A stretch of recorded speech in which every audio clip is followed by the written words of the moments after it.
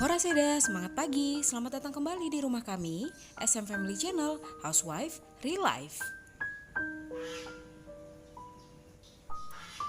Selamat pagi Eda dan Mam semua. Aku ucapkan terima kasih karena sudah mau klik video ini ya.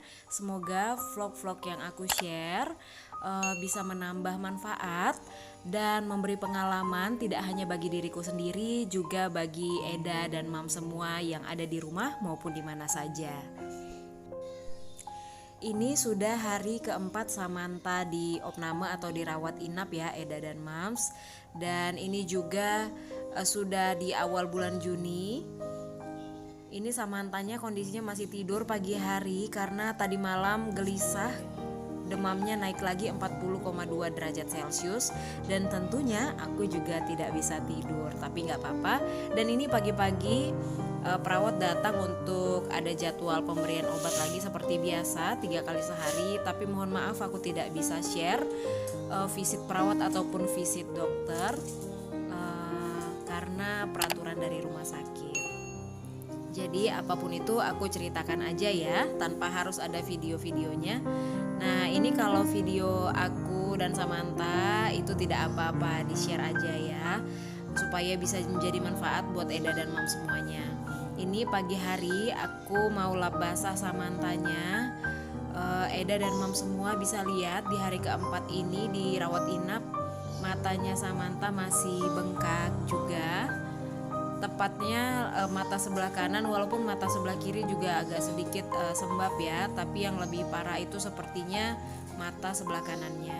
Nah untuk Eda dan Mams yang baru mengikuti vlog ini atau yang baru klik dan yang tidak mengikuti vlogku sebelumnya, Samantha itu anak keduaku di opname sudah 4 hari ditambah bulan Juni ini ya, ditambah bulan Juni tanggal 1 ini.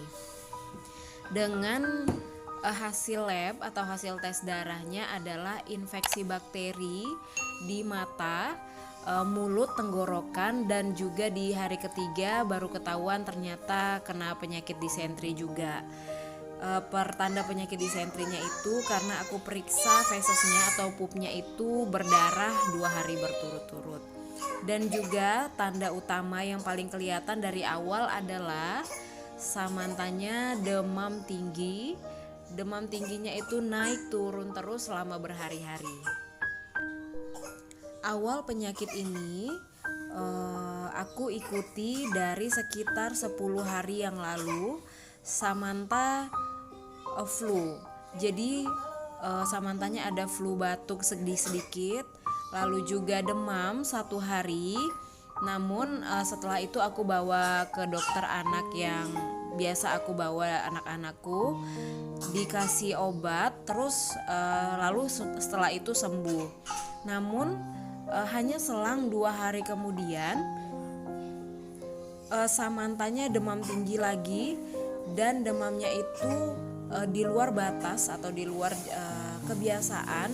Kalau tadinya biasanya di termo demamnya itu hanya 38, ini sampai 39 hingga 40-an di sore hari maupun di tengah malam. Nah panasnya itu naik turun, jadi saat sudah pagi menjelang siang itu demamnya turun, kemudian nanti siang ke sore demamnya naik lagi, turun sebentar, lalu tengah malam naik lagi di atas jam 10. Seperti itu fasenya biasanya sudah beberapa hari ini. Nah ini aku sambil bersihin Samantha ya, bersihin badannya karena memang belum bisa mandi juga, jadi bersihin pakai air hangat sambil dikompres-kompres gitu. Nah tadi malam waktu demamnya naik sekitar jam 4 pagi aku panggil perawat. Akhirnya perawat kasih obat propiretik yang dimasukkan dari lubang anus atau lubang duburnya gitu, supaya demamnya cepat turun. Karena menurut dokter dan perawat, ketika demamnya sudah mencapai 38,5 ke atas, itu sudah harus diberikan pemberian obat paracetamol yang lewat dubur itu gitu. Jadi karena tadi malam Samantha demamnya 40,3 kalau aku tidak salah, maka diberilah obat propiretik atau obat yang yang dimasukkan dari dubur itu ya. Nah, untuk penyebab infeksi bakteri yang terjadi pada kasus Samantha itu adalah infeksi bakteri yang terjadi dengan sebab pada umumnya ada anak-anak ya, pada umumnya anak kecil, yaitu karena lingkungan bermain atau alat-alat atau barang-barang yang ia pegang.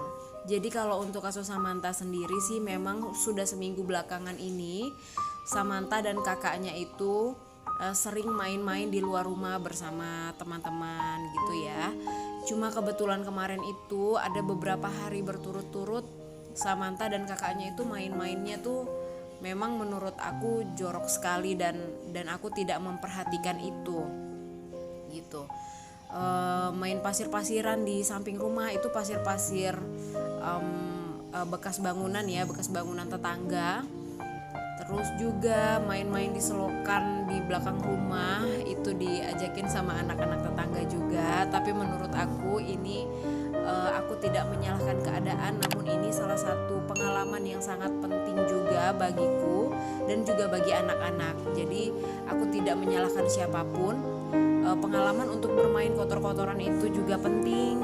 Pengalaman untuk mengalami sakit itu juga penting bagi orang tuanya sendiri. Jadi tidak ada yang perlu disalahkan. Hanya saja kedepannya mungkin aku akan lebih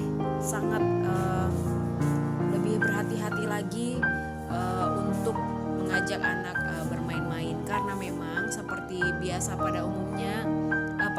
biasanya, mohon maaf, anak-anakku memang sangat jarang keluar rumah. Aku izinkan untuk main-main gitu jarang sekali, kecuali kalau aku yang temenin jalan-jalan sore keliling kompleks atau keliling perumahan gitu. Namun memang kalau memang sudah jalannya sakit, ya beginilah jadinya ya, Eda dan Mam semua, dijadikan pengalaman aja. Selain itu juga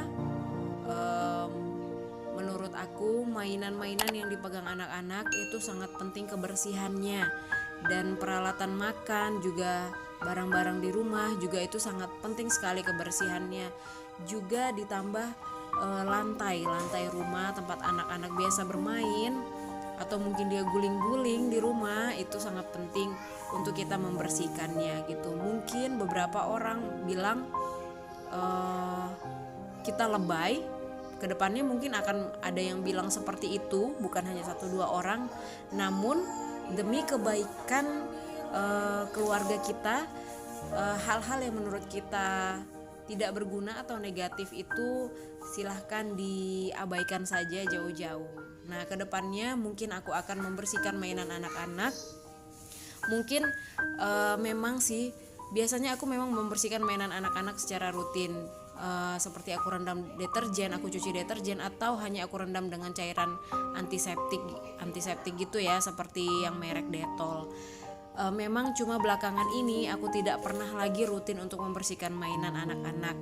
Maklum, manusiawi, mungkin aku memang malas. Itu aku akui sejujurnya. Namun setelah mengalami kejadian yang sangat menyiksa anak kali ini ya, ini baru pertama kalinya anakku opname. Jadi mungkin ini bisa menjadi pengalaman yang lebih berharga lagi buat aku ke depannya untuk menjaga kebersihan anak-anak di rumah ataupun di luar saat bermain.